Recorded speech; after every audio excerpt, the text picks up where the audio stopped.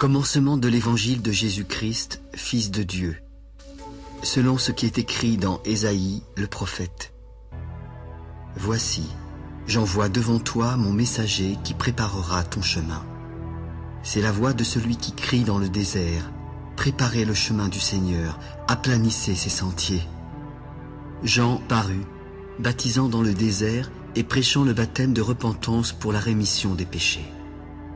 Tout le pays de Judée et tous les habitants de Jérusalem se rendaient auprès de lui et confessant leurs péchés, ils se faisaient baptiser par lui dans le fleuve du Jourdain. Jean avait un vêtement de poil de chameau et une ceinture de cuir autour des reins. Il se nourrissait de sauterelles et de miel sauvage.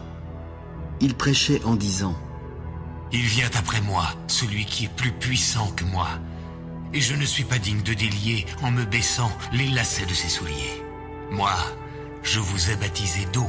Lui, il vous baptisera du Saint-Esprit. En ce temps-là, Jésus vint de Nazareth en Galilée, et il fut baptisé par Jean dans le Jourdain. Au moment où il sortait de l'eau, il vit les cieux s'ouvrir et l'Esprit descendre sur lui comme une colombe. Alors, une voix se fit entendre des cieux. « Tu es mon Fils bien-aimé, en toi j'ai mis toute mon affection. » Aussitôt, l'Esprit poussa Jésus dans le désert où il passa 40 jours, tenté par Satan. Il était avec les bêtes sauvages et les anges le servaient. Après que Jean eut été livré, Jésus alla dans la Galilée prêchant l'évangile de Dieu. Le temps est accompli et le royaume de Dieu est proche. Repentez-vous et croyez à la bonne nouvelle. Comme il passait le long de la mer de Galilée, il vit Simon et André, frères de Simon, qui jetaient un filet dans la mer, car ils étaient pêcheurs. Et Jésus leur dit : « Suivez-moi, et je vous ferai pêcheurs d'hommes. » Aussitôt, ils laissèrent leur filet et le suivirent. Étant allé un peu plus loin, il vit Jacques, fils de Zébédée, et Jean, son frère, qui eux aussi étaient dans une barque et réparaient les filets. Aussitôt, il les appela, et, laissant leur père Zébédée dans la barque avec les ouvriers, ils le suivirent. Ils se rendirent à Capernaum. Le jour du sabbat, Jésus entra d'abord dans la synagogue et il enseigna. Ils étaient frappés de sa doctrine, car il enseignait comme ayant autorité et non pas comme les scribes. Il se trouva dans leur synagogue un homme qui avait un esprit impur et qui s'écria : « Qu'y a-t-il entre nous et toi, Jésus de Nazareth? Tu es venu pour nous perdre, je sais qui tu es, le Saint de Dieu !» « Tais-toi et sors de cet homme !» Et l'esprit impur sortit de cet homme, en l'agitant avec violence et en poussant un grand cri. Tous furent saisis de stupéfaction, de sorte qu'ils se demandaient les uns aux autres : « Qu'est-ce que ceci ? Une nouvelle doctrine ? Il commande avec autorité même aux esprits impurs et ils lui obéissent. » Et sa renommée se répandit aussitôt dans tous les lieux environnants de la Galilée. En sortant de la synagogue, ils se rendirent avec Jacques et Jean à la maison de Simon et d'André. La belle-mère de Simon était couchée ayant la fièvre, et aussitôt on parla d'elle à Jésus. S'étant approché, il la fit lever en lui prenant la main, et à l'instant la fièvre la quitta, puis elle les servit. Le soir, après le coucher du soleil, on lui amena tous les malades et les démoniaques. Toute la ville était rassemblée devant sa porte. Il guérit beaucoup de gens qui avaient diverses maladies. Il chassa aussi beaucoup de démons. Et il ne permettait pas aux démons de parler parce qu'ils le connaissaient. Vers le matin, pendant qu'il faisait encore très sombre, il se leva et sortit pour aller dans un lieu désert où il pria. Simon et ceux qui étaient avec lui se mirent à sa recherche. Quand ils l'eurent trouvé, ils lui dirent : « Tous te cherchent !» « Allons ailleurs, dans les bourgades voisines, afin que j'y prêche aussi, car c'est pour cela que je suis sorti. » Et il alla prêcher dans les synagogues par toute la Galilée, et il chassa les démons. Un lépreux vint à lui et, se jetant à genoux, il lui dit d'un ton suppliant : « Si tu le veux, tu peux me rendre pur. » Jésus, ému de compassion, étendit la main et le toucha. « Je le veux, sois pur. » Aussitôt, la lèpre le quitta et il fut purifié. Jésus le renvoya sur le champ avec de sévères recommandations. « Garde-toi de ne rien dire à personne, Mais va te montrer au sacrificateur et offre pour ta purification ce que Moïse a prescrit, afin que cela leur serve de témoignage. » Mais cet homme, s'en étant allé, se mit à publier hautement la chose et à la divulguer, de sorte que Jésus ne pouvait plus entrer publiquement dans une ville. Il se tenait dehors, dans des lieux déserts, et l'on venait à lui de toutes parts. Quelques jours après, Jésus revint à Capernaum. Quand on apprit qu'il était à la maison, il s'assembla un si grand nombre de personnes que l'espace devant la porte ne pouvait plus les contenir. Il leur annonçait la parole. Des gens vinrent à lui, amenant un paralytique porté par 4 hommes. Comme ils ne pouvaient l'aborder à cause de la foule, ils découvrirent le toit de la maison où il était, et ils descendirent par cette ouverture le lit sur lequel le paralytique était couché. Jésus, voyant leur foi, dit au paralytique: « Mon enfant, tes péchés sont pardonnés. » Il y avait là quelques scribes qui étaient assis, et qui se disaient au-dedans d'eux: « Comment cet homme parle-t-il ainsi? Il blasphème. Qui peut pardonner les péchés si ce n'est Dieu seul ?» Jésus, ayant aussitôt connu par son esprit ce qu'ils pensaient, leur dit: « Pourquoi avez-vous de telles pensées dans vos cœurs? Lequel est le plus aisé? De dire au paralytique: tes péchés sont pardonnés? Ou de dire: lève-toi, prends ton lit et marche? Or, afin que vous sachiez que le Fils de l'homme a sur la terre le pouvoir de pardonner les péchés, je te l'ordonne, lève-toi, prends ton lit et va dans ta maison. » À l'instant, le paralytique se leva, prit son lit et sortit en présence de tout le monde, de sorte qu'ils étaient tous dans l'étonnement et glorifiaient Dieu. « Nous n'avons jamais rien vu de pareil. » Jésus sortit de nouveau du côté de la mer. Toute la foule venait à lui et il les enseignait. En passant, il vit Lévi, fils d'Alphée, assis au bureau des péages, et il lui dit: « Suis-moi. » Lévi se leva et le suivit. Comme Jésus était à table dans la maison de Lévi, beaucoup de publicains et de gens de mauvaise vie se mirent aussi à table avec lui et avec ses disciples, car ils étaient nombreux à l'avoir suivi. Les scribes et les pharisiens, le voyant manger avec les publicains et les gens de mauvaise vie, dirent à ses disciples: « Pourquoi mange-t-il et boit-il avec les publicains et les gens de mauvaise vie ?» Jésus, ayant entendu, leur dit: « Ce ne sont pas ceux qui se portent bien qui ont besoin de médecins, mais les malades. Je ne suis pas venu appeler des justes, mais des pécheurs. » Comme les disciples de Jean et les pharisiens jeûnaient, ils se dirigèrent alors vers Jésus. « Pourquoi les disciples de Jean et ceux des pharisiens jeûnent-ils, tandis que tes disciples ne jeûnent point ?» Les amis de l'époux peuvent-ils jeûner pendant que l'époux est avec eux?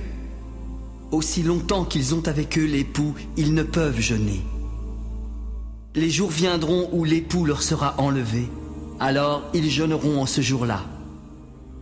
Personne ne coud une pièce de drap neuf à un vieil habit, autrement la pièce de drap neuf emporterait une partie du vieux et la déchirure serait pire.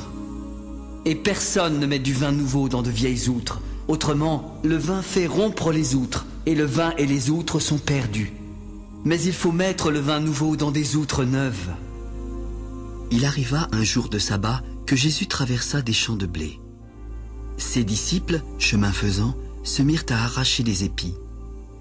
Les pharisiens s'adressèrent alors à Jésus. « Pourquoi font-ils ce qui n'est pas permis pendant le sabbat ?» N'avez-vous jamais lu ce que fit David lorsqu'il fut dans la nécessité et qu'il eut faim, lui et ceux qui étaient avec lui?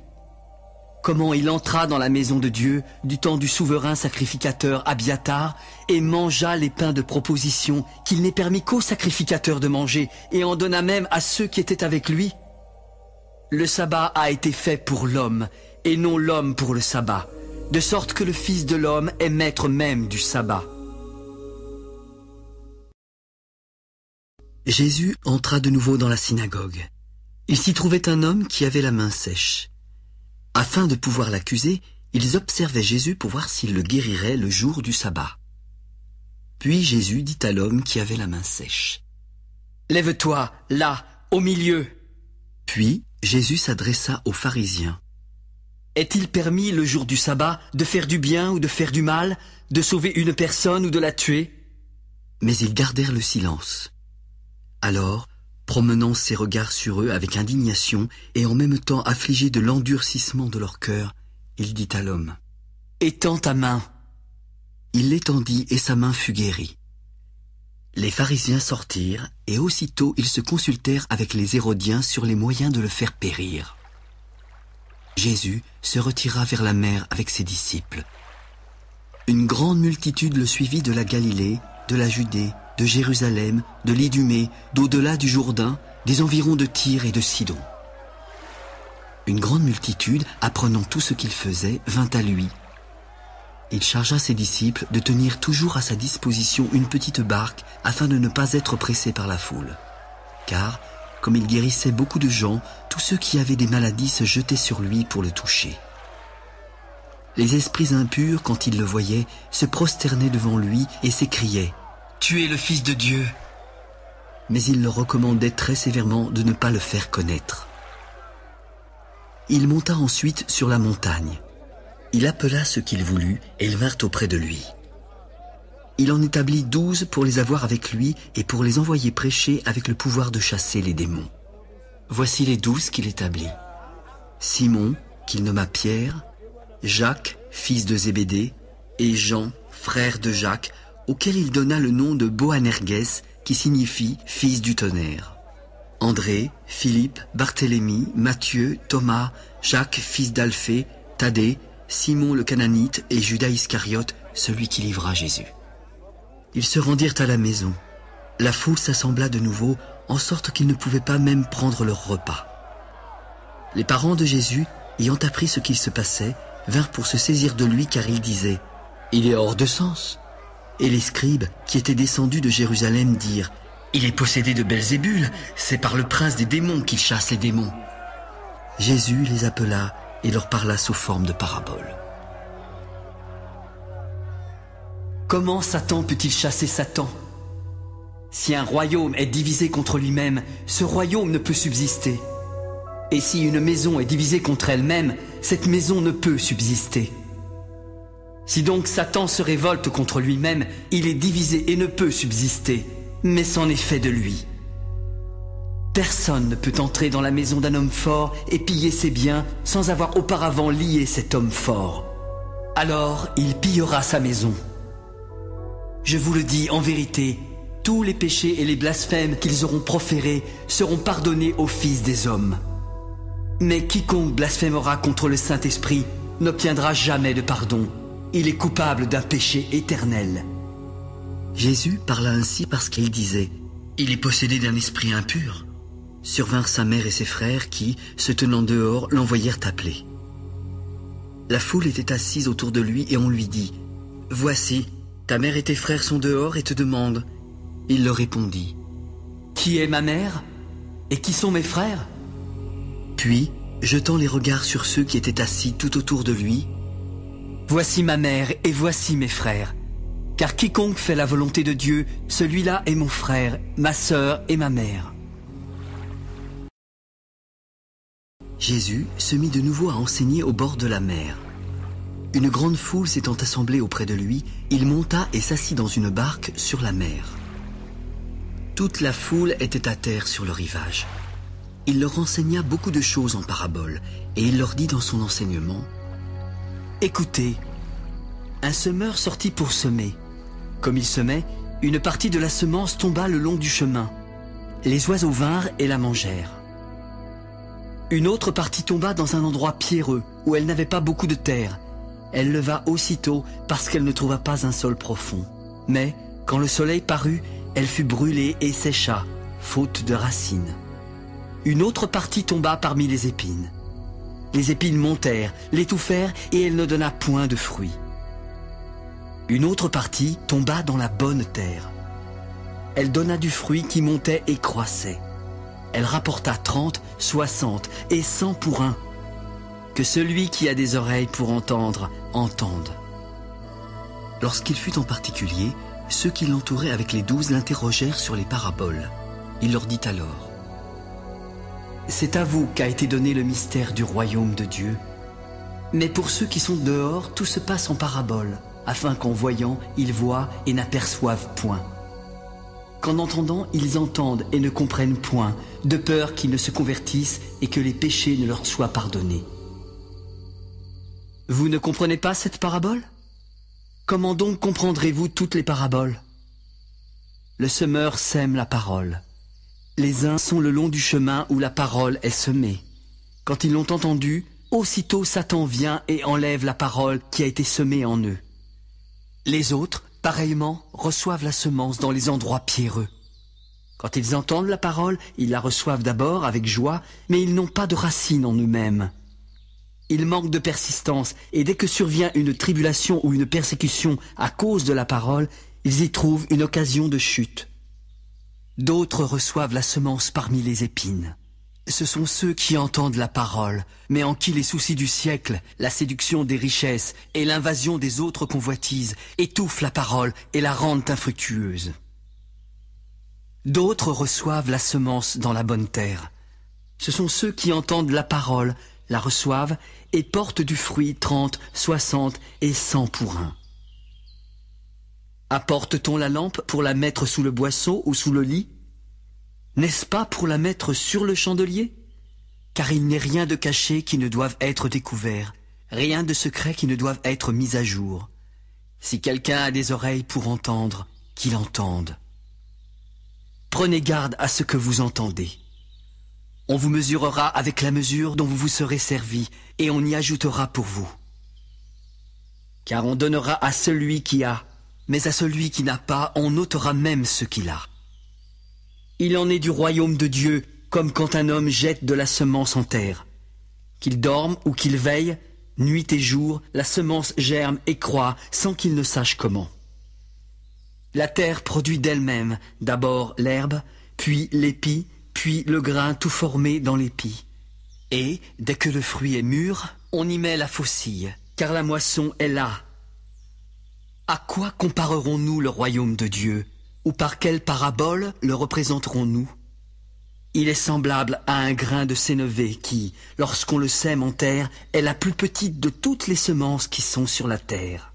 Mais, lorsqu'il a été semé, il monte, devient plus grand que tous les légumes, et il lui pousse de grandes branches, de sorte que les oiseaux du ciel peuvent habiter sous son ombre. C'est par beaucoup de paraboles de ce genre qu'il leur annonçait la parole selon qu'ils étaient capables de l'entendre. Il ne leur parlait point sans parabole. Mais, en particulier, il expliquait tout à ses disciples.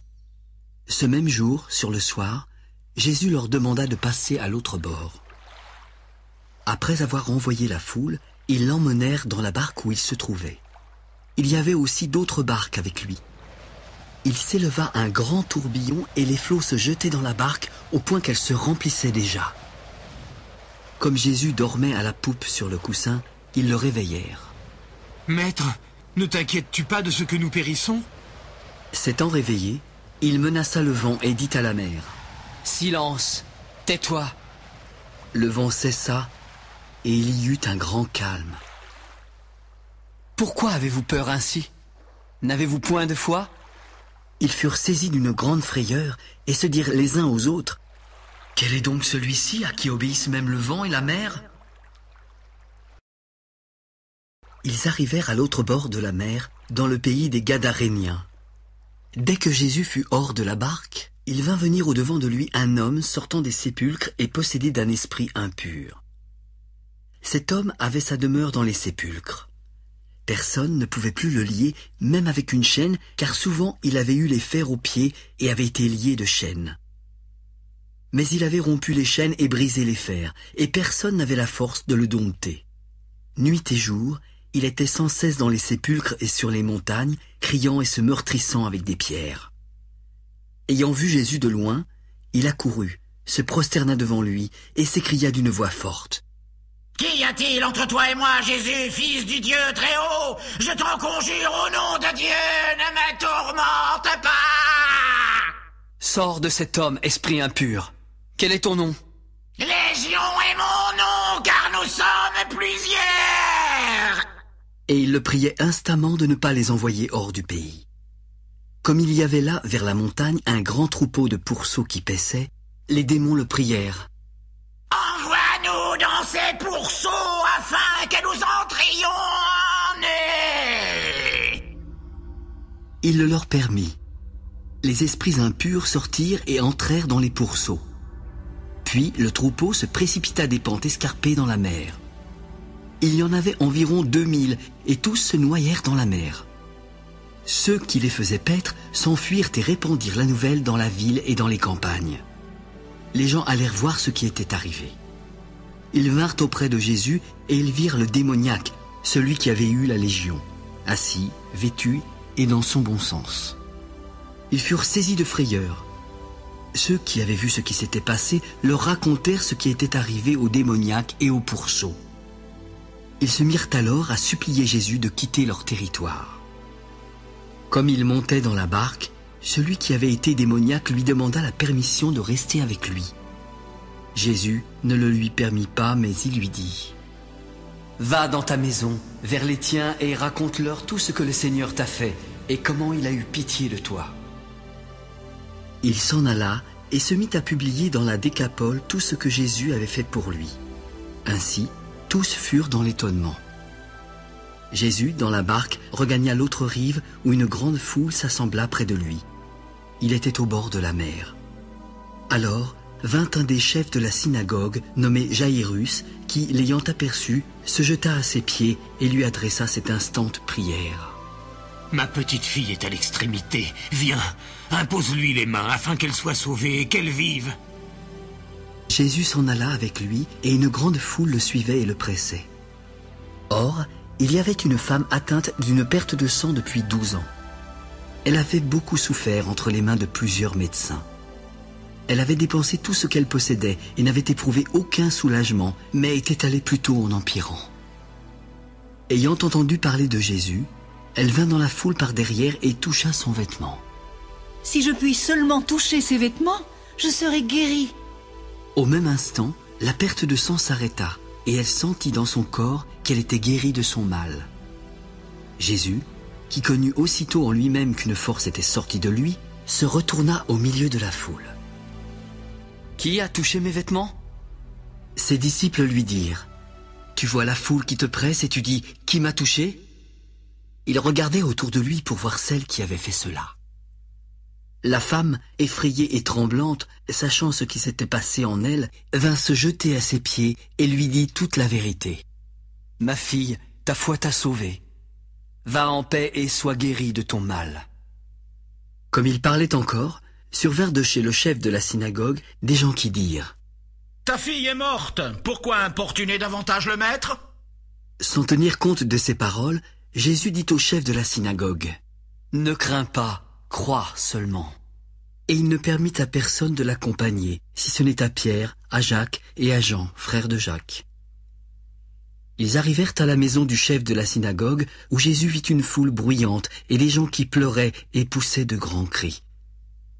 Il entra et leur dit : « Pourquoi faites-vous tant de bruit et pourquoi pleurez-vous ? L'enfant n'est pas morte, mais elle dort. » Comme il se moquait de lui, et ayant fait sortir tout le monde, il prit avec lui le père et la mère de l'enfant et ceux qui l'avaient accompagné. Puis il entra là où était l'enfant. Il la saisit par la main et lui dit : « Talitha koumi », ce qui signifie : « Jeune fille, lève-toi, je te le dis. » Aussitôt, la jeune fille se leva et se mit à marcher, car elle avait 12 ans. Tous furent dans un grand étonnement. Jésus leur adressa de fortes recommandations pour que personne ne sût la chose et demanda qu'on donnât à manger à la jeune fille. Jésus partit de là et se rendit dans sa patrie. Ses disciples le suivirent. Quand le sabbat fut venu, il se mit à enseigner dans la synagogue. Beaucoup de gens qui l'entendirent étaient étonnés et disaient : « D'où lui viennent ces choses ? Quelle est cette sagesse qui lui a été donnée et comment de tels miracles se font-ils par ses mains ? N'est-ce pas le charpentier, le fils de Marie, le frère de Jacques, de Jose, de Jude et de Simon ? Et ses sœurs ne sont-elles pas ici parmi nous ?» Comme il était pour eux une occasion de chute, Jésus leur déclara : « Un prophète n'est méprisé que dans sa patrie, parmi ses parents et dans sa maison. » Il ne put faire là aucun miracle, si ce n'est qu'il imposa les mains à quelques malades et les guérit. Il s'étonnait de leur incrédulité. Jésus parcourait les villages d'alentour en enseignant. Alors, il appela les 12 et il commença à les envoyer 2 à 2 en leur donnant pouvoir sur les esprits impurs. Il leur prescrivit de ne rien prendre pour le voyage, si ce n'est un bâton, de n'avoir ni pain, ni sac, ni monnaie dans la ceinture, de chausser des sandales et de ne pas revêtir 2 tuniques. Puis il leur dit : « Dans quelque maison que vous entriez, restez-y jusqu'à ce que vous partiez de ce lieu. Et s'il y a quelque part des gens qui ne vous reçoivent ni ne vous écoutent, retirez-vous de là et secouez la poussière de vos pieds afin que cela leur serve de témoignage. » Ils partirent et ils prêchèrent la repentance. Ils chassaient beaucoup de démons. Ils oignaient d'huile beaucoup de malades et les guérissaient. Le roi Hérode entendit parler de Jésus dont le nom était devenu célèbre, et il dit : « Jean-Baptiste est ressuscité des morts, et c'est pour cela qu'il se fait par lui des miracles. » D'autres disaient : « C'est Élie. » Et d'autres disaient : « C'est un prophète comme l'un des prophètes. » Mais Hérode, en apprenant cela, disait : « Ce Jean que j'ai fait décapiter, c'est lui qui est ressuscité !» Car Hérode lui-même avait fait arrêter Jean. Il l'avait fait lier en prison à cause d'Hérodias, femme de Philippe, son frère, parce qu'il l'avait épousée. Car Jean lui disait : « Il ne t'est pas permis d'avoir la femme de ton frère. » Hérodias était irrité contre Jean et voulait le faire mourir. Mais elle ne le pouvait car Hérode craignait Jean, le connaissant pour un homme juste et saint. Il le protégeait et, après l'avoir entendu, il était souvent perplexe et l'écoutait avec plaisir. Cependant, un jour propice arriva, lorsque Hérode, à l'anniversaire de sa naissance, donna un festin assez grand aux chefs militaires et aux principaux de la Galilée. La fille d'Hérodias entra dans la salle. Elle dansa et plut à Hérode et à ses convives. Le roi dit alors à la jeune fille : « Demande-moi ce que tu voudras et je te le donnerai. Ce que tu me demanderas, je te le donnerai, fût-ce la moitié de mon royaume. » Mère, que demanderai-je ? Et sa mère répondit : « La tête de Jean-Baptiste. » Elle s'empressa de rentrer aussitôt vers le roi et lui fit cette demande. « Je veux que tu me donnes à l'instant, sur un plat, la tête de Jean-Baptiste. » Le roi fut attristé, mais à cause de ses serments et des convives, il ne voulut pas lui faire un refus. Il envoya sur le champ un garde avec ordre d'apporter la tête de Jean-Baptiste. Le garde alla décapiter Jean dans la prison et apporta la tête sur un plat. Il la donna à la jeune fille et elle la donna à sa mère. Les disciples de Jean, ayant appris cela, vinrent prendre son corps et le mirent dans un sépulcre. Les apôtres, s'étant rassemblés auprès de Jésus, lui racontèrent tout ce qu'ils avaient fait et tout ce qu'ils avaient enseigné. Jésus leur dit : « Venez à l'écart dans un lieu désert et reposez-vous un peu. » Car il y avait beaucoup d'allants et de venants, et ils n'avaient même pas le temps de manger. Ils partirent donc dans une barque pour aller à l'écart dans un lieu désert. Beaucoup de gens les virent s'en aller et les reconnurent. De toutes les villes, on accourut à pied et on les devança au lieu où ils se rendaient. Quand il sortit de la barque, Jésus vit une grande foule et fut ému de compassion pour eux, parce qu'ils étaient comme des brebis qui n'ont point de berger. Alors, il se mit à leur enseigner beaucoup de choses. Comme l'heure était déjà avancée, ses disciples s'approchèrent de lui. « Ce lieu est désert et l'heure est déjà avancée. Renvoie-les, afin qu'ils aillent dans les campagnes et dans les villages des environs pour s'acheter de quoi manger. »« Donnez-leur vous-même à manger. » Irions-nous acheter des pains pour 200 deniers et leur donnerions-nous à manger ? Combien avez-vous de pain ? Allez voir. 5 et 2 poissons. Alors, il leur commanda de les faire tous s'asseoir par groupes sur l'herbe verte. Et ils s'assirent par rangées de 100 et de 50. Il prit les 5 pains, les 2 poissons, et levant les yeux vers le ciel, il rendit grâce. Puis, il rompit les pains et les donna aux disciples afin qu'ils les distribuassent à la foule. Il partagea aussi les 2 poissons entre tous. Tous mangèrent et furent rassasiés, et l'on emporta 12 paniers pleins de morceaux de pain et de ce qui restait des poissons. Ceux qui avaient mangé les pains étaient 5000 hommes. Aussitôt après, il obligea ses disciples à monter dans la barque et à passer avant lui de l'autre côté, vers Bethsaïda, pendant que lui-même renverrait la foule. Quand il l'eut renvoyé, il s'en alla sur la montagne pour prier. Le soir étant venu, la barque était au milieu de la mer et Jésus était seul à terre. Il vit qu'ils avaient beaucoup de peine à ramer, car le vent leur était contraire. À la 4e veille de la nuit environ, il alla vers eux, marchant sur la mer, et il voulait les dépasser. Quand ils le virent marcher sur la mer, ils crurent que c'était un fantôme. Ils poussèrent des cris, car tous le voyaient et étaient troublés. Aussitôt, Jésus leur adressa la parole. « Rassurez-vous, c'est moi, n'ayez pas peur. » Puis il monta vers eux dans la barque, et le vent cessa. Ils furent en eux-mêmes tous stupéfaits et remplis d'étonnement, car ils n'avaient pas compris le miracle des pains, parce que leur cœur était endurci. Après avoir traversé la mer, ils abordèrent et vinrent dans le pays de Génézareth. Quand ils furent sortis de la barque, les gens, ayant aussitôt reconnu Jésus, parcoururent tous les environs. On se mit alors à apporter les malades sur des lits partout où l'on apprenait qu'il était. En quelque lieu qu'il arriva, dans les villages, dans les villes ou dans les campagnes, on mettait les malades sur les places publiques et on le priait de leur permettre seulement de toucher le bord de son vêtement. Et tous ceux qui le touchaient étaient guéris. Les pharisiens et quelques scribes, venus de Jérusalem, s'assemblèrent auprès de Jésus. Ils virent quelques-uns de ses disciples prendre leur repas avec des mains impures, c'est-à-dire non lavées. Or, les pharisiens et tous les juifs ne mangent pas sans s'être lavés soigneusement les mains, conformément à la tradition des anciens. Et, quand ils reviennent de la place publique, ils ne mangent qu'après s'être purifiés. Ils ont encore beaucoup d'autres observances traditionnelles, comme le lavage des coupes, des cruches et des vases d'airain. Les pharisiens et les scribes lui demandèrent : « Pourquoi tes disciples ne suivent-ils pas la tradition des anciens ? Pourquoi prennent-ils leur repas avec des mains impures ? » Hypocrite, Ésaïe a bien prophétisé sur vous, ainsi qu'il est écrit : « Ce peuple m'honore des lèvres, mais son cœur est éloigné de moi. C'est en vain qu'il m'honore en donnant des préceptes qui sont des commandements d'hommes. » Vous abandonnez le commandement de Dieu et vous observez la tradition des hommes. Vous anéantissez fort bien le commandement de Dieu pour garder votre tradition. Car Moïse a dit : « Honore ton père et ta mère, et celui qui maudira son père ou sa mère sera puni de mort. » Mais vous, vous dites : « Si un homme dit à son père ou à sa mère : ce dont j'aurais pu t'assister est corban, c'est-à-dire une offrande à Dieu, vous ne le laissez plus rien faire pour son père ou pour sa mère, annulant ainsi la parole de Dieu par la tradition que vous avez établie. Et vous faites beaucoup d'autres choses semblables. Écoutez-moi tous et comprenez.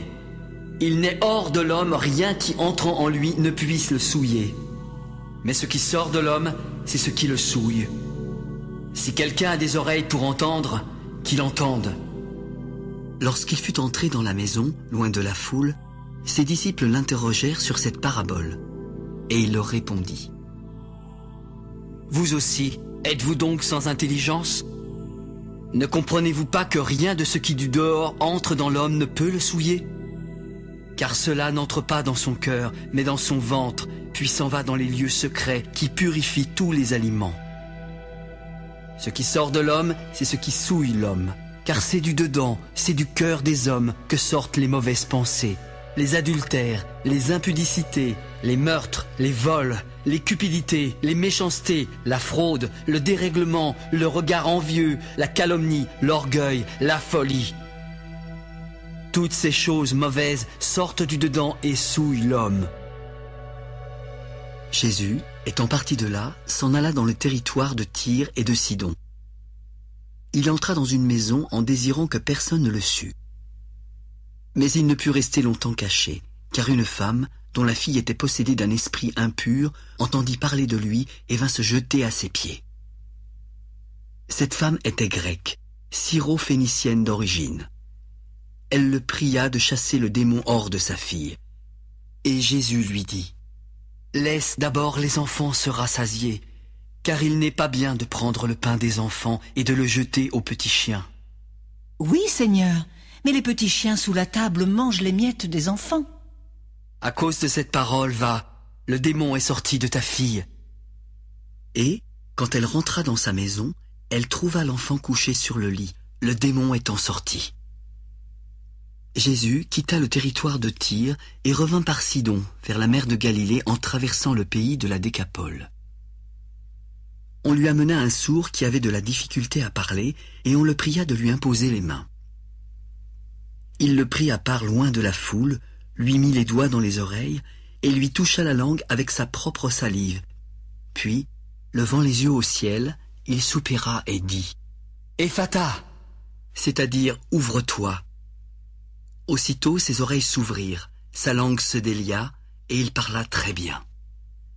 Jésus leur recommanda de n'en parler à personne, mais plus il le leur recommanda, plus ils le publièrent. Ils étaient dans le plus grand étonnement et disaient « Il fait tout à merveille, il fait même entendre les sourds et parler les muets !» En ces jours-là, une foule nombreuse s'étant de nouveau réunie et n'ayant pas de quoi manger, Jésus appela les disciples. « Je suis ému de compassion pour cette foule, car voilà 3 jours qu'ils sont près de moi et ils n'ont rien à manger. Si je les renvoie chez eux à jeun, les forces leur manqueront en chemin, car quelques-uns d'entre eux sont venus de loin. » Comment pourrait-on les rassasier de pain, ici, dans un lieu désert ? Combien avez-vous de pain ? 7. Alors, il fit asseoir la foule par terre, prit les 7 pains, et, après avoir rendu grâce, il les rompit, puis les donna à ses disciples pour les distribuer à la foule. Ils avaient encore quelques petits poissons. Alors Jésus, ayant rendu grâce, les fit aussi distribuer. Tous mangèrent et furent rassasiés, et l'on emporta 7 corbeilles pleines de morceaux qui restaient. Ils étaient environ 4000. Ensuite, Jésus les renvoya. Aussitôt, il monta dans la barque avec ses disciples et se rendit dans la contrée de Dalmanuta. Les pharisiens survinrent, se mirent à discuter avec Jésus et, pour l'éprouver, lui demandèrent un signe venant du ciel. Jésus répondit en soupirant profondément en son esprit. « Pourquoi cette génération demande-t-elle un signe ? Je vous le dis en vérité, il ne sera point donné de signe à cette génération. » Puis il les quitta et remonta dans la barque pour passer sur l'autre bord. Les disciples avaient oublié de prendre des pains. Il n'en avait qu'un seul avec eux dans la barque. Jésus leur fit alors cette recommandation. « Gardez-vous avec soin du levain des pharisiens et du levain d'Hérode. » Les disciples raisonnaient entre eux et disaient « C'est parce que nous n'avons pas de pain. » Mais Jésus, ayant deviné, leur dit « Pourquoi raisonnez-vous sur ce que vous n'avez pas de pain ? Êtes-vous encore sans intelligence et ne comprenez-vous pas ? Avez-vous le cœur endurci ? Ayant des yeux, ne voyez-vous pas ? Ayant des oreilles, n'entendez-vous pas ? Et n'avez-vous point de mémoire ? Quand j'ai rompu les 5 pains pour les 5000 hommes, combien de paniers pleins de morceaux avez-vous emporté ? 12. Et quand j'ai rompu les 7 pains pour les 4000 hommes, combien de corbeilles pleines de morceaux avez-vous emporté ? 7. Ne comprenez-vous pas encore ? Ils se rendirent à Bethsaïda et on amena vers Jésus un aveugle qu'on le pria de toucher. Il prit l'aveugle par la main et le conduisit hors du village. Puis il lui mit de la salive sur les yeux, lui imposa les mains et lui demanda s'il voyait quelque chose. « J'aperçois les hommes, mais j'en vois comme des arbres, et qui marchent. » Jésus lui mit de nouveau les mains sur les yeux, et quand l'aveugle regarda fixement, il fut guéri et vit tout distinctement. Alors Jésus le renvoya dans sa maison en lui demandant de ne pas entrer dans le village. Jésus s'en alla avec ses disciples dans les villages de Césarée et de Philippe, et en chemin, il leur posa cette question. « Qui dit-on que je suis ?» Les uns Jean-Baptiste, les autres Élie, les autres l'un des prophètes. Et vous, qui dites-vous que je suis ? Pierre lui répondit. Tu es le Christ. Jésus leur recommanda sévèrement de ne dire cela de lui à personne. Alors il commença à leur apprendre qu'il fallait que le Fils de l'homme souffrit beaucoup, qu'il fût rejeté par les anciens, par les principaux sacrificateurs et par les scribes, qu'il fut mis à mort et qu'il ressuscita 3 jours après. Il leur disait ces choses ouvertement.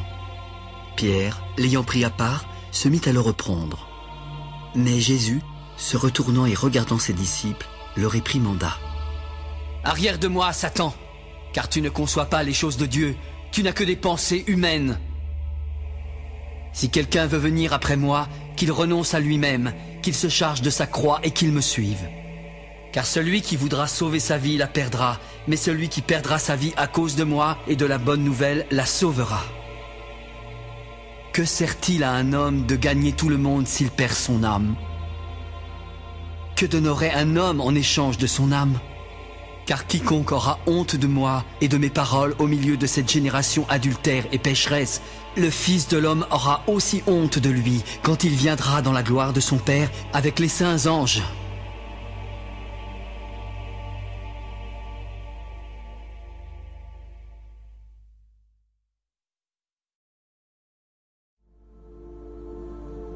Je vous le dis en vérité, quelques-uns de ceux qui sont ici ne mourront point, qu'ils n'aient vu le royaume de Dieu venir avec puissance. 6 jours après, Jésus prit avec lui Pierre, Jacques et Jean, et il les conduisit seuls à l'écart sur une haute montagne. Il fut transfiguré devant eux. Ses vêtements devinrent resplendissants et d'une telle blancheur qu'il n'est pas de foulon sur la terre qui puisse blanchir ainsi. Élie et Moïse leur apparurent, s'entretenant avec Jésus. L'effroi les ayant saisis et ne sachant que dire, Pierre dit à Jésus: « Maître, il est bon que nous soyons ici. Dressons 3 tentes, une pour toi, une pour Moïse et une pour Élie. » Alors une nuée vint les couvrir, et de la nuée sortit une voix. « Celui-ci est mon fils bien-aimé, écoutez-le. » Aussitôt, les disciples regardèrent tout autour et ne virent que Jésus seul avec eux. Comme ils descendaient de la montagne, Jésus leur recommanda de ne dire à personne ce qu'ils avaient vu, jusqu'à ce que le Fils de l'homme fût ressuscité des morts. Ils retinrent cette parole en se demandant entre eux ce que c'est que ressusciter des morts. Pourquoi les scribes disent-ils qu'il faut qu'Élie vienne premièrement? Élie viendra premièrement et rétablira toutes choses. Et pourquoi est-il écrit du Fils de l'homme qu'il doit souffrir beaucoup et être méprisé? Mais je vous dis qu'Élie est venu et qu'ils l'ont traité comme ils ont voulu, selon qu'il est écrit de lui. Lorsqu'ils furent arrivés près des disciples, ils virent autour d'eux une grande foule et des scribes qui discutaient avec eux. Dès que la foule vit Jésus, elle fut surprise et accourut pour le saluer. « Sur quoi discutez-vous avec eux ?»« Maître, j'ai amené auprès de toi mon fils, qui est possédé d'un esprit muet. En quelque lieu qu'il le saisisse, il le jette par terre. Alors l'enfant écume, grince des dents et devient tout raide. J'ai prié tes disciples de chasser l'esprit, mais ils n'ont pas pu. » « Race incrédule, jusqu'à quand serai-je avec vous? Jusqu'à quand vous supporterai-je? Amenez-le-moi. » Et aussitôt que l'enfant vit Jésus, l'esprit l'agita avec violence. Il tomba par terre et se roulait en écumant. « Combien y a-t-il de temps que cela lui arrive ?»« Depuis son enfance. Et souvent, l'esprit l'a jeté dans le feu et dans l'eau pour le faire périr. Mais si tu peux quelque chose, viens à notre secours, aie compassion de nous. » « Si tu peux, tout est possible à celui qui croit. »« Je crois. Viens au secours de mon incrédulité. » « Esprit muet et sourd, je te l'ordonne. Sors de cet enfant et n'y rentre plus. » Il sortit en poussant des cris et en l'agitant avec une grande violence. L'enfant devint comme mort, de sorte que plusieurs disaient « Il est mort !» Mais Jésus, l'ayant pris par la main, le fit lever. Puis il se tint debout. Quand Jésus fut entré dans la maison, ses disciples lui demandèrent en particulier: « Pourquoi n'avons-nous pu chasser cet esprit ?»« Cette espèce-là ne peut sortir que par la prière. » Ils partirent de là et traversèrent la Galilée. Jésus ne voulait pas qu'on le sût, car il enseignait ses disciples en leur disant: « Le Fils de l'homme sera livré entre les mains des hommes. Ils le feront mourir, et 3 jours après qu'il aura été mis à mort, il ressuscitera. » Mais les disciples ne comprenaient pas cette parole et ils craignaient de l'interroger. Ils arrivèrent à Capernaum. Lorsqu'il fut dans la maison, Jésus leur demanda: « De quoi discutiez-vous en chemin ?» Mais ils gardèrent le silence, car en chemin, ils avaient discuté entre eux pour savoir qui était le plus grand.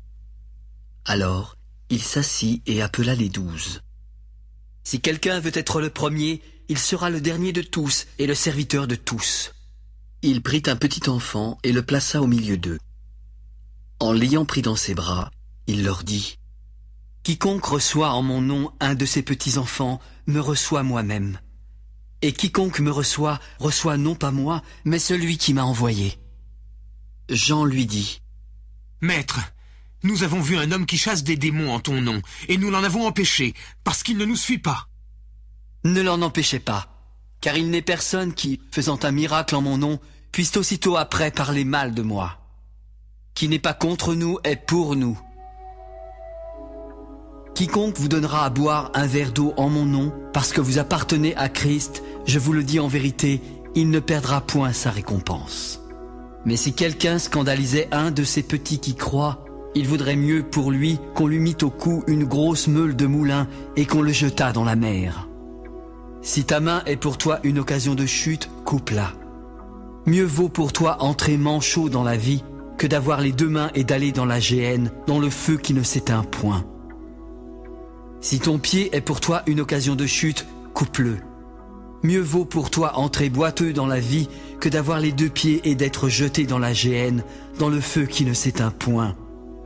Si ton œil est pour toi une occasion de chute, arrache-le. Mieux vaut pour toi entrer dans le royaume de Dieu n'ayant qu'un œil que d'avoir 2 yeux et d'être jeté dans la géhenne, où leur ver ne meurt point et où le feu ne s'éteint point. Car tout homme sera salé de feu. Le sel est une bonne chose, mais si le sel devient sans saveur, avec quoi l'assaisonnerez-vous? Ayez du sel en vous-même et soyez en paix les uns avec les autres. Jésus, étant parti de là, se rendit dans le territoire de Judée, au-delà du Jourdain. La foule s'assembla de nouveau près de lui et, selon sa coutume, il se mit encore à l'enseigner. Les pharisiens l'abordèrent et, pour l'éprouver, ils lui demandèrent s'il est permis à un homme de répudier sa femme. « Que vous a prescrit Moïse ?»« Moïse a permis d'écrire une lettre de divorce et de répudier. » »« C'est à cause de la dureté de votre cœur que Moïse vous a donné ce précepte. Mais au commencement de la création, Dieu fit l'homme et la femme. C'est pourquoi l'homme quittera son père et sa mère et s'attachera à sa femme.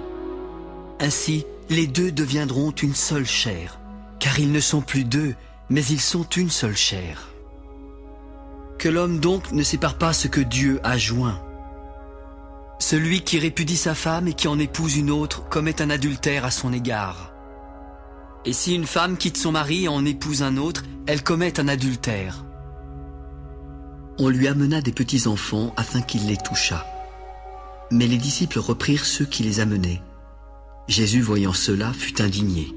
« Laissez venir à moi les petits-enfants, et ne les en empêchez pas, car le royaume de Dieu est pour ceux qui leur ressemblent. Je vous le dis en vérité, quiconque ne recevra pas le royaume de Dieu comme un petit enfant, n'y entrera point. » Puis il les prit dans ses bras et les bénit en leur imposant les mains. Comme Jésus se mettait en chemin, un homme accourut et se jeta à genoux devant lui. « Bon maître, que dois-je faire pour hériter de la vie éternelle ?»« Pourquoi m'appelles-tu bon? Il n'y a de bon que Dieu seul. Tu connais les commandements. Tu ne commettras point d'adultère. Tu ne tueras point.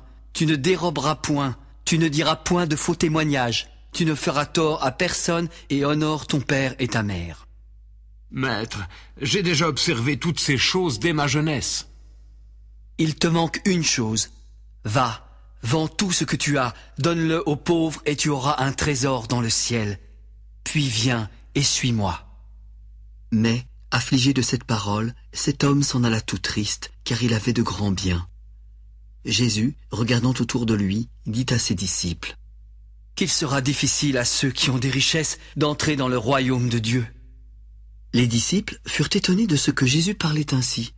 Puis il leur dit: « Mes enfants, qu'il est difficile à ceux qui se confient dans les richesses d'entrer dans le royaume de Dieu. Il est plus facile à un chameau de passer par le trou d'une aiguille qu'à un riche d'entrer dans le royaume de Dieu.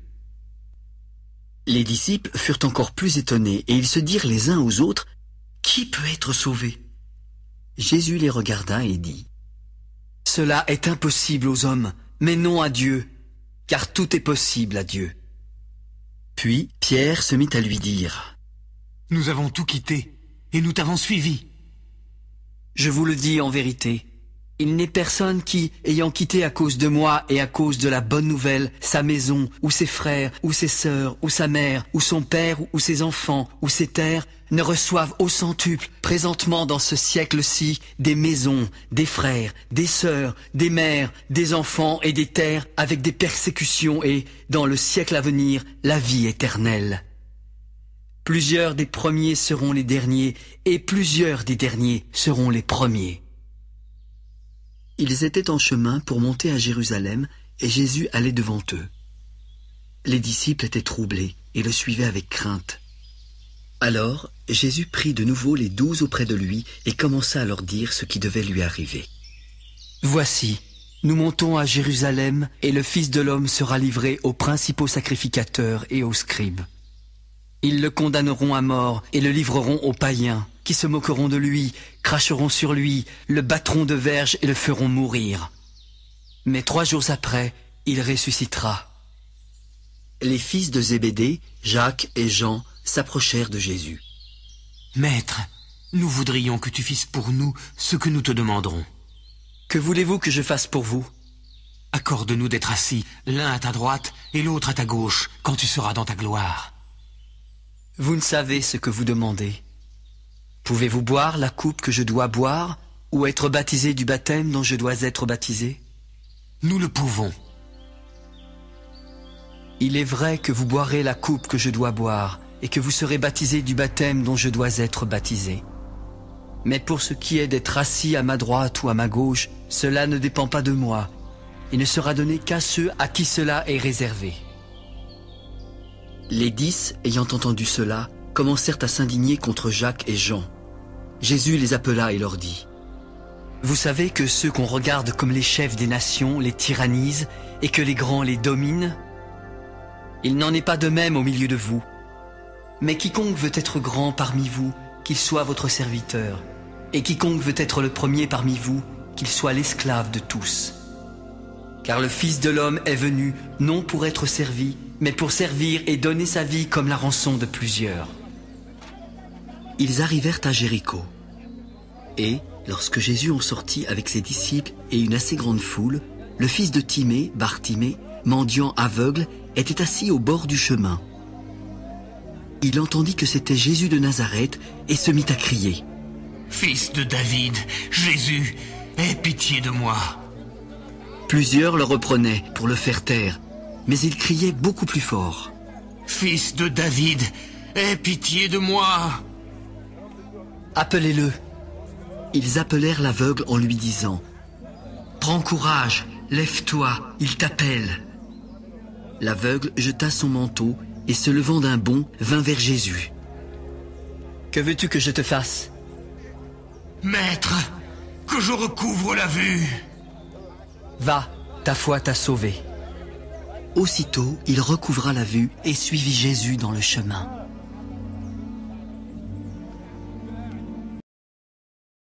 Lorsqu'ils approchèrent de Jérusalem, qu'ils furent près de Bethphagée et de Béthanie, vers la montagne des Oliviers, Jésus envoya 2 de ses disciples en leur disant, « Allez au village qui est devant vous. Dès que vous y serez entrés, vous trouverez un ânon attaché sur lequel aucun homme ne s'est encore assis. Détachez-le et amenez-le. Si quelqu'un vous dit « Pourquoi faites-vous cela ?» Répondez « Le Seigneur en a besoin, et à l'instant, il le laissera venir ici. » Les disciples, étant allés, trouvèrent l'ânon attaché dehors près d'une porte au contour du chemin, et ils le détachèrent. Quelques-uns de ceux qui étaient là leur dirent « Que faites-vous? Pourquoi détachez-vous cet ânon ?» Ils répondirent comme Jésus l'avait dit, et on les laissa aller. Ils amenèrent à Jésus l'ânon sur lequel ils jetèrent leurs vêtements, et Jésus s'assit dessus. Beaucoup de gens étendirent leurs vêtements sur le chemin, et d'autres des branches qu'ils coupèrent dans les champs. ceux qui précédaient et ceux qui suivaient Jésus criaient. Hosanna! Béni soit celui qui vient au nom du Seigneur. Béni soit le règne qui vient, le règne de David, notre Père. Hosanna dans les lieux très hauts. Jésus entra à Jérusalem dans le temple. Quand il eut tout considéré, comme il était déjà tard, il s'en alla à Béthanie avec les 12. Le lendemain, après qu'ils furent sortis de Béthanie, Jésus eut faim. Apercevant de loin un figuier qui avait des feuilles, il alla voir s'il y trouverait quelque chose, et, s'en étant approché, il ne trouva que des feuilles, car ce n'était pas la saison des figues. Ses disciples l'entendirent alors prendre la parole. « Que jamais personne ne mange de ton fruit. » Ils arrivèrent à Jérusalem, et Jésus entra dans le temple. Il se mit à chasser ceux qui vendaient et qui achetaient dans le temple. Il renversa les tables des changeurs, les sièges des vendeurs de pigeons, et il ne laissait personne transporter aucun objet à travers le temple. Il enseignait et disait: « N'est-il pas écrit « Ma maison sera appelée une maison de prière pour toutes les nations » ? Mais vous en avez fait une caverne de voleurs. » Les principaux sacrificateurs et les scribes, l'ayant entendu, cherchèrent les moyens de le faire périr, car ils le craignaient et que toute la foule était frappée de sa doctrine. Quand le soir fut venu, Jésus sortit de la ville. Le matin, en passant, les disciples virent le figuier séché jusqu'aux racines. Pierre, se rappelant ce qui s'était passé, dit à Jésus: « Rabbi, regarde, le figuier que tu as maudit a séché. » Ayez foi en Dieu.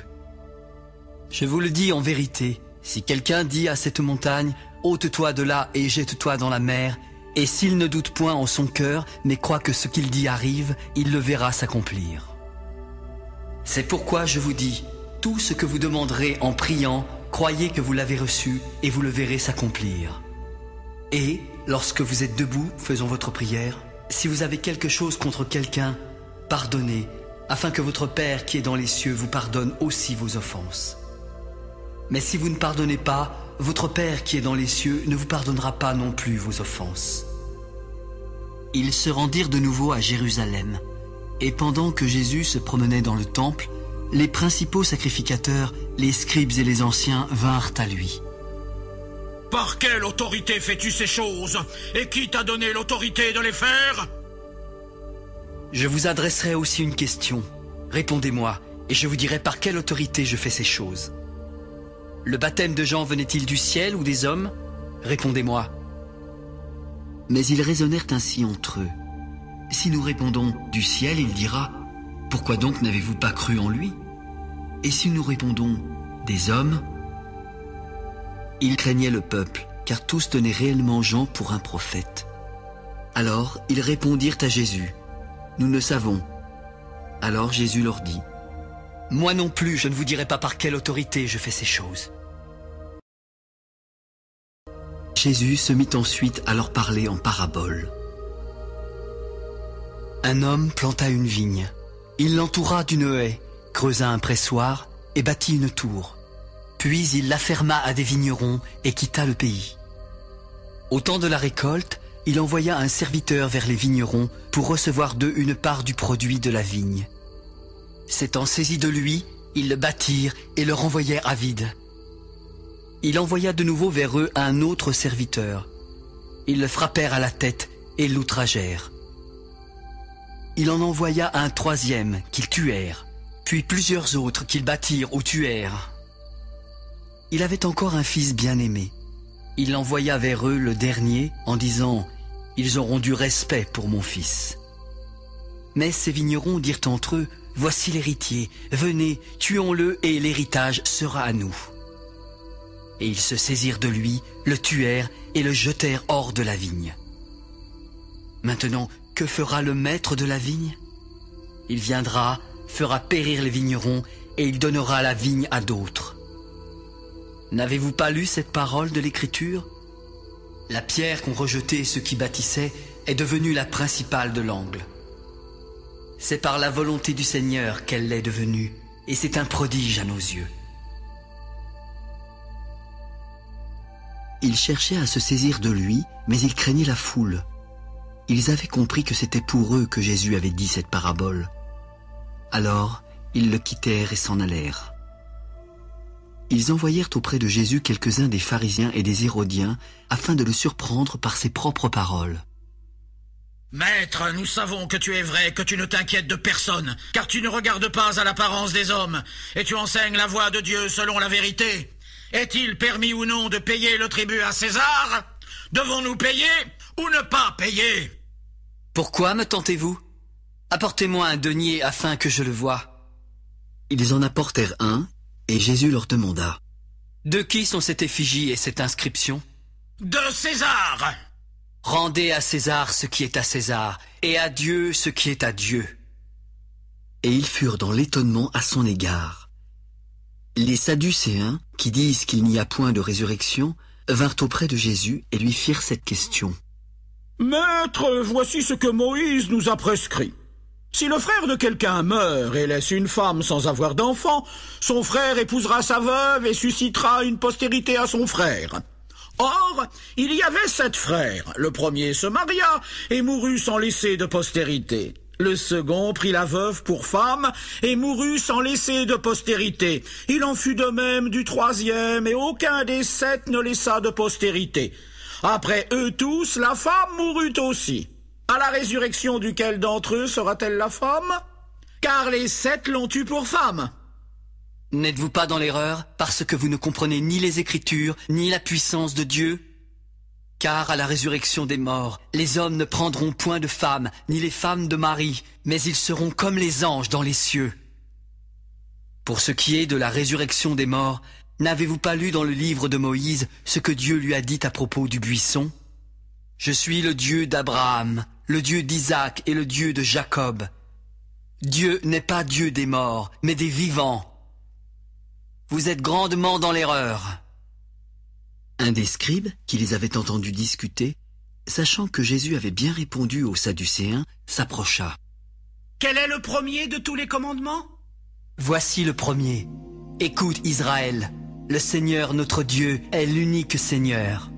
Tu aimeras le Seigneur ton Dieu de tout ton cœur, de toute ton âme, de toute ta pensée et de toute ta force. Voici le second. Tu aimeras ton prochain comme toi-même.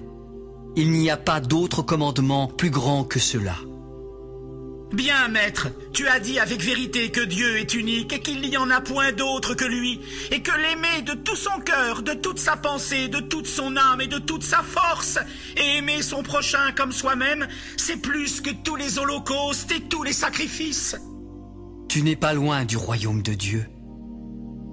Et personne n'osa plus lui proposer de questions. Jésus, continuant à enseigner dans le temple à une grande foule qui l'écoutait avec plaisir, dit: Comment les scribes disent-ils que le Christ est fils de David? David lui-même, animé par l'Esprit Saint, a dit: Le Seigneur a dit à mon Seigneur, assieds-toi à ma droite, jusqu'à ce que je fasse de tes ennemis ton marchepied. David lui-même l'appelle Seigneur. Comment donc est-il son fils? Gardez-vous des scribes qui aiment à se promener en robe longue et à être salués dans les places publiques, qui recherchent les premiers sièges dans les synagogues et les premières places dans les festins, qui dévorent les maisons des veuves et qui font pour l'apparence de longues prières. Ils seront jugés plus sévèrement. Jésus, s'étant assis vis-à-vis du tronc, regardait comment la foule y mettait de l'argent. Plusieurs riches mettaient beaucoup. Il vint aussi une pauvre veuve. Elle y mit 2 petites pièces faisant un quart de sou. Alors Jésus, ayant appelé ses disciples, leur dit: Je vous le dis en vérité, cette pauvre veuve a donné plus qu'aucun de ceux qui ont mis dans le tronc. Car tous ont mis de leur superflu, mais elle a mis de son nécessaire, tout ce qu'elle possédait, tout ce qu'elle avait pour vivre. Lorsque Jésus sortit du temple, un de ses disciples lui dit: Maître, regarde quelle pierre et quelle construction! Vois-tu ces grandes constructions? Il ne restera pas pierre sur pierre qui ne soit renversée. Il s'assit sur la montagne des Oliviers en face du temple. Pierre, Jacques, Jean et André lui firent en particulier cette question: Dis-nous, quand cela arrivera-t-il? Et à quel signe connaîtra-t-on que toutes ces choses vont s'accomplir? Prenez garde que personne ne vous séduise, car plusieurs viendront sous mon nom, disant « C'est moi », et ils séduiront beaucoup de gens. Quand vous entendrez parler de guerre et de bruit de guerre, ne soyez pas troublés, car il faut que ces choses arrivent. Mais ce ne sera pas encore la fin. Une nation s'élèvera contre une nation, et un royaume contre un royaume.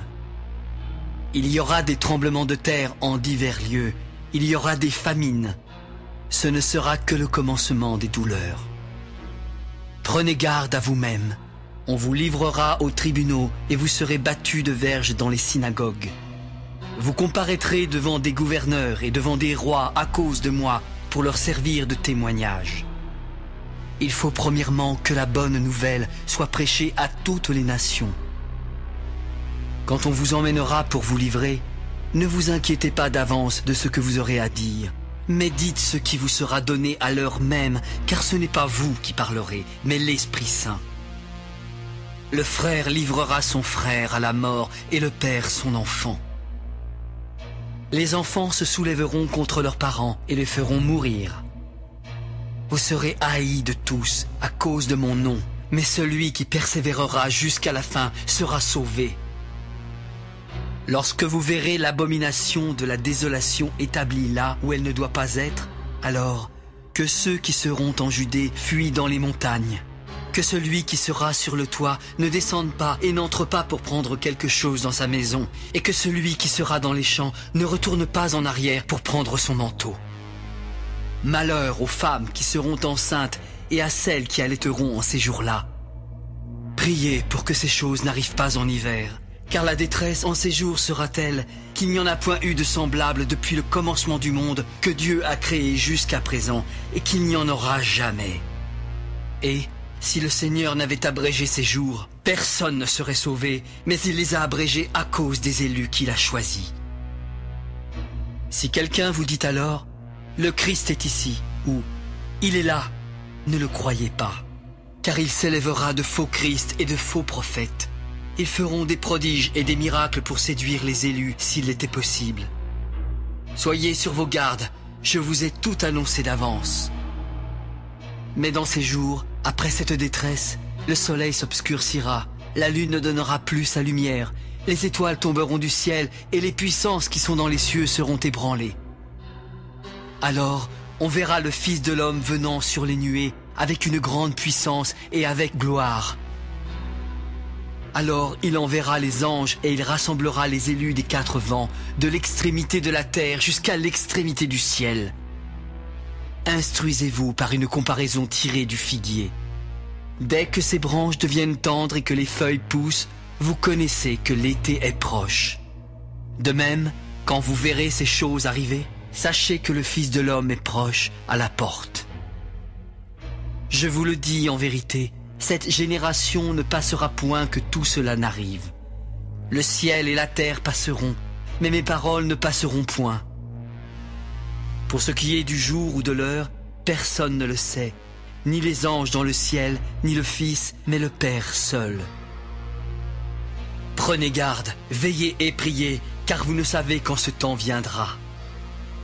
Il en sera comme d'un homme qui, partant pour un voyage, laisse sa maison, remet l'autorité à ses serviteurs, indique à chacun sa tâche et ordonne au portier de veiller. Veillez donc, car vous ne savez quand viendra le maître de la maison, ou le soir, ou au milieu de la nuit, ou au chant du coq, ou le matin. Craignez qu'il ne vous trouve endormi à son arrivée soudaine. Ce que je vous dis, je le dis à tous, veillez. La fête de Pâques et des pains sans levain devait avoir lieu 2 jours après. Les principaux sacrificateurs et les scribes cherchaient les moyens d'arrêter Jésus par ruse et de le faire mourir. Car ils disaient que ce ne soit pas pendant la fête afin qu'il n'y ait pas de tumulte parmi le peuple. Comme Jésus était à Béthanie, dans la maison de Simon le lépreux, une femme entra pendant qu'il se trouvait à table.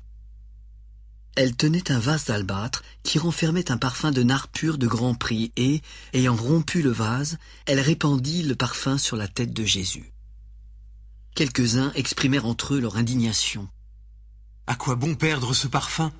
On aurait pu le vendre plus de 300 deniers et les donner aux pauvres. Et ils s'irritaient contre cette femme. Mais Jésus dit, « Laissez-la. Pourquoi lui faites-vous de la peine? Elle a fait une bonne action à mon égard, car vous avez toujours les pauvres avec vous, et vous pouvez leur faire du bien quand vous voulez, mais vous ne m'avez pas toujours. Elle a fait ce qu'elle a pu.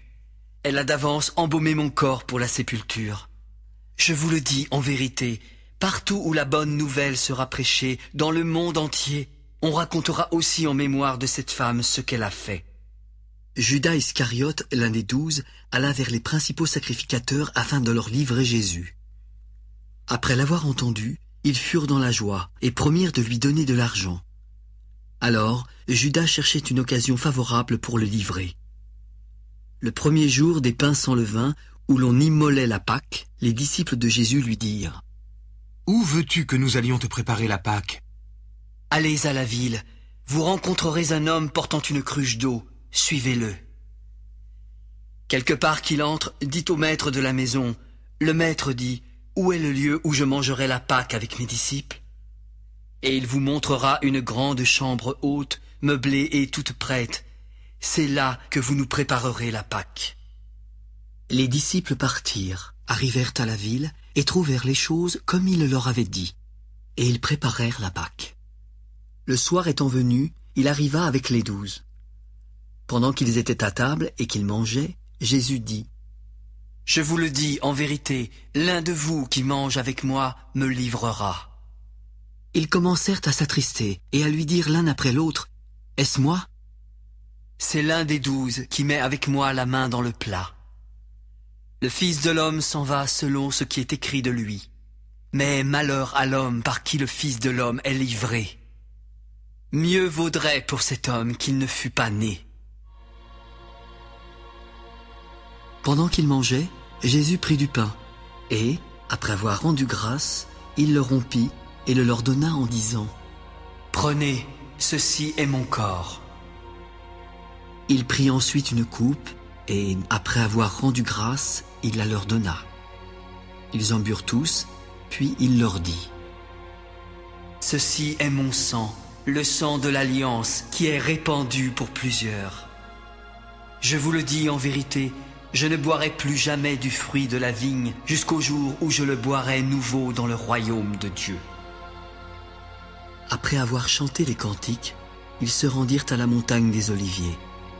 Jésus leur dit alors, « Vous serez tous scandalisés, car il est écrit, « Je frapperai le berger, et les brebis seront dispersées. » Mais, après que je serai ressuscité, je vous précéderai en Galilée. Pierre lui répondit, « Quand tous seraient scandalisés, je ne serai pas scandalisé. » Je te le dis en vérité, toi, aujourd'hui, cette nuit même, avant que le coq chante 2 fois, tu me renieras 3 fois. Mais Pierre reprit plus fortement, « Quand il me faudrait mourir avec toi, je ne te renierai pas. » Et tous dirent la même chose. Ils allèrent ensuite dans un lieu appelé Gethsémané, et Jésus dit à ses disciples, « Asseyez-vous ici, pendant que je prierai. » Il prit avec lui Pierre, Jacques et Jean, et il commença à éprouver de la frayeur et des angoisses. « Mon âme est triste jusqu'à la mort.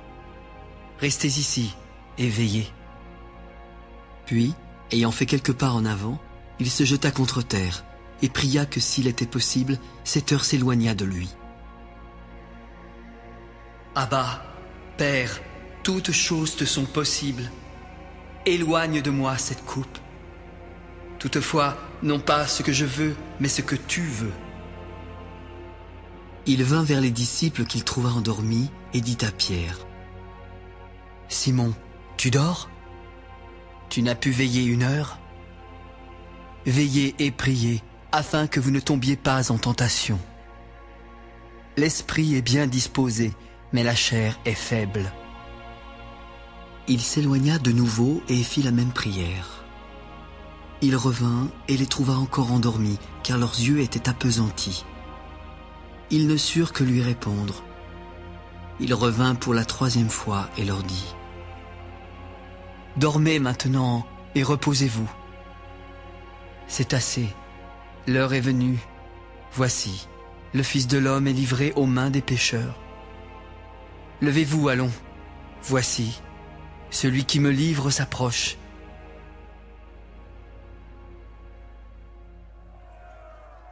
Et aussitôt, comme il parlait encore, arriva Judas, l'un des 12, et avec lui une foule armée d'épées et de bâtons, envoyés par les principaux sacrificateurs, par les scribes et par les anciens. Celui qui le livrait leur avait donné ce signe : « Celui que je baiserai, c'est lui. Saisissez-le et emmenez-le sûrement. » Dès qu'il fut arrivé, il s'approcha de Jésus, disant : « Rabbi !» Et il le baisa. Alors ces gens mirent la main sur Jésus et le saisirent. Un de ceux qui étaient là, tirant l'épée, frappa le serviteur du souverain sacrificateur et lui emporta l'oreille. Jésus, prenant la parole, leur dit : « Vous êtes venus comme après un brigand, avec des épées et des bâtons, pour vous emparer de moi.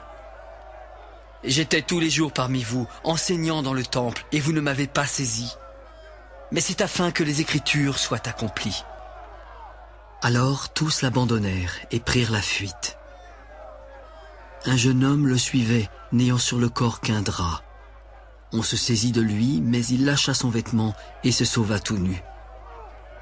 Ils emmenèrent Jésus chez le souverain sacrificateur, où s'assemblèrent tous les principaux sacrificateurs, les anciens et les scribes. Pierre le suivit de loin jusque dans l'intérieur de la cour du souverain sacrificateur. Il s'assit avec les serviteurs et se chauffait près du feu. Les principaux sacrificateurs et tout le Sanhédrin cherchaient un témoignage contre Jésus pour le faire mourir. Et ils n'en trouvaient point, car plusieurs rendaient de faux témoignages contre lui. Mais les témoignages ne s'accordaient pas. Quelques-uns se levèrent et portèrent un faux témoignage contre lui, disant : « Nous l'avons entendu dire, je détruirai ce temple fait de main d'homme, et en 3 jours j'en bâtirai un autre qui ne sera pas fait de main d'homme. » Même sur ce point-là, leurs témoignages ne s'accordaient pas. Alors le souverain sacrificateur, se levant au milieu de l'assemblée, interrogea Jésus.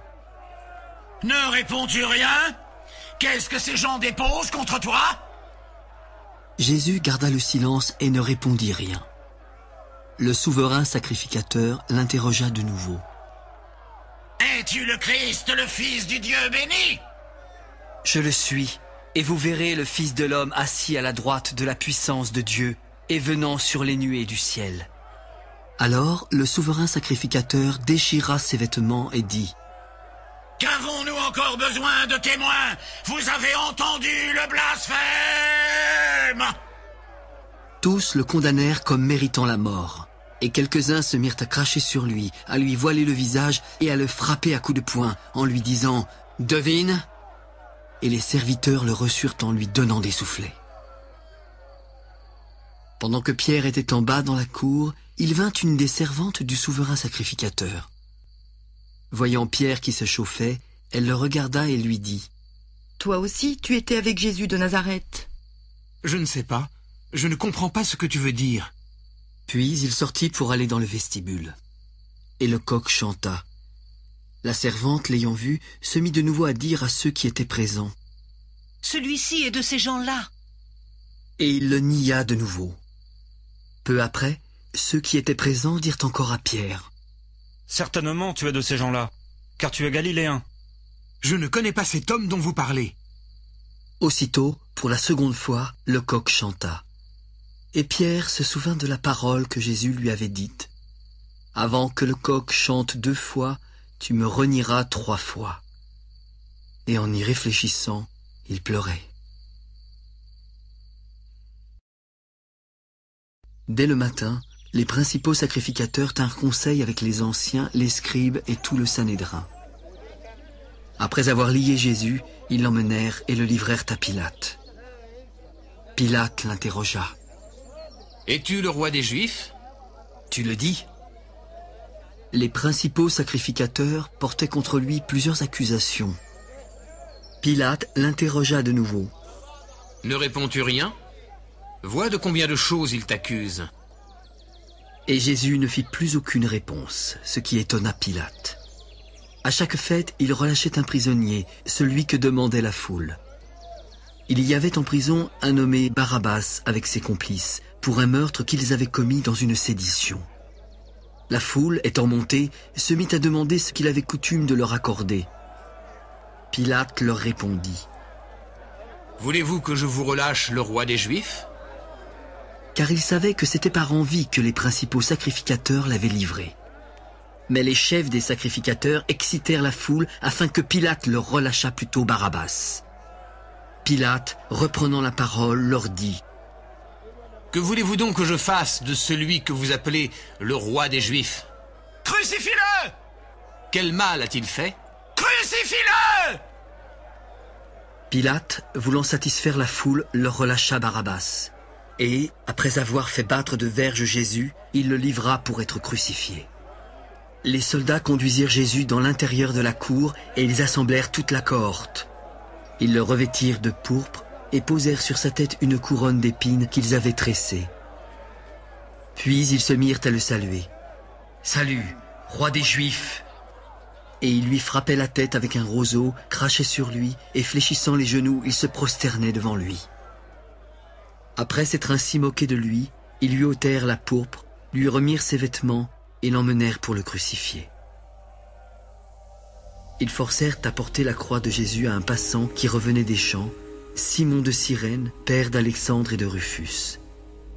Puis ils conduisirent Jésus au lieu nommé Golgotha, ce qui signifie lieu du crâne. Ils lui donnèrent à boire du vin mêlé de myrrhe, mais il ne le prit pas. Ils le crucifièrent et se partagèrent ses vêtements en tirant au sort pour savoir ce que chacun aurait.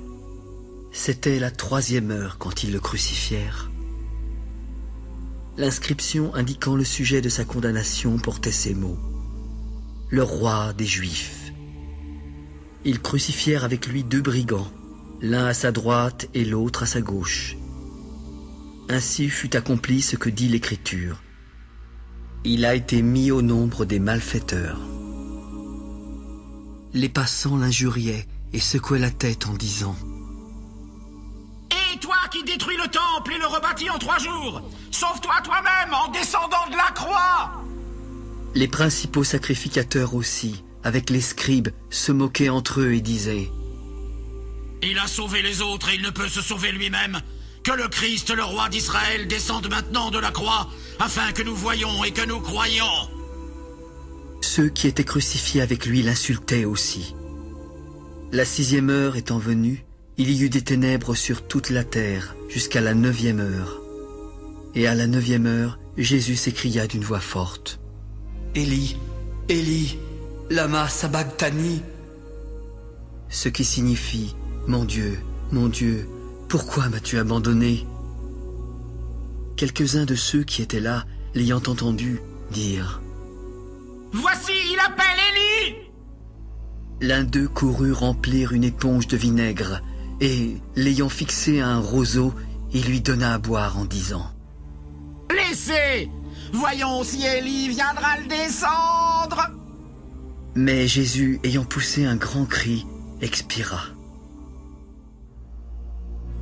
Le voile du temple se déchira en 2, depuis le haut jusqu'en bas. Le centenier qui était en face de Jésus, voyant qu'il avait expiré de la sorte, dit « Assurément, cet homme était fils de Dieu. » Il y avait aussi des femmes qui regardaient de loin. Parmi elles était Marie de Magdala, Marie, mère de Jacques le mineur et de Jose, et Salomé qui le suivait et le servait lorsqu'il était en Galilée, et plusieurs autres qui étaient montés avec lui à Jérusalem. Le soir étant venu, comme c'était la veille du sabbat, arriva Joseph d'Arimathée, conseiller de distinction, qui lui-même attendait aussi le royaume de Dieu. Il osa se rendre vers Pilate pour demander le corps de Jésus. Pilate s'étonna qu'il fût mort si tôt, fit venir le centenier et lui demanda s'il était mort depuis longtemps. S'en étant assuré par le centenier, il donna le corps à Joseph. Et Joseph, ayant acheté un linceul, descendit Jésus de la croix, l'enveloppa du linceul et le déposa dans un sépulcre taillé dans le roc. Puis il roula une pierre à l'entrée du sépulcre.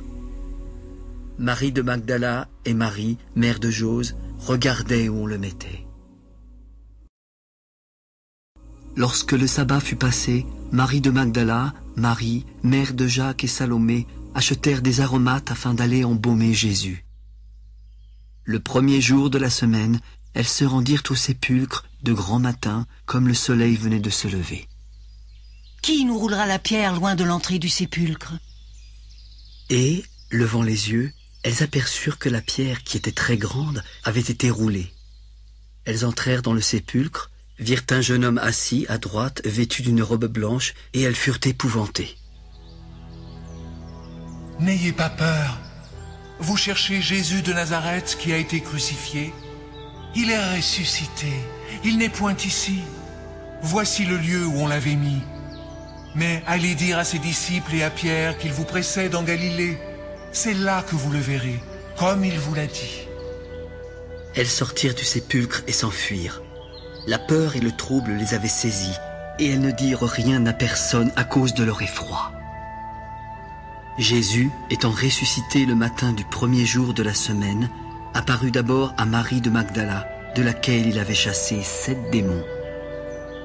Elle alla emporter la nouvelle à ceux qui avaient été avec lui, qui pleuraient et s'affligeaient. Quand ils entendirent qu'il vivait et qu'elle l'avait vu, ils ne le crurent point.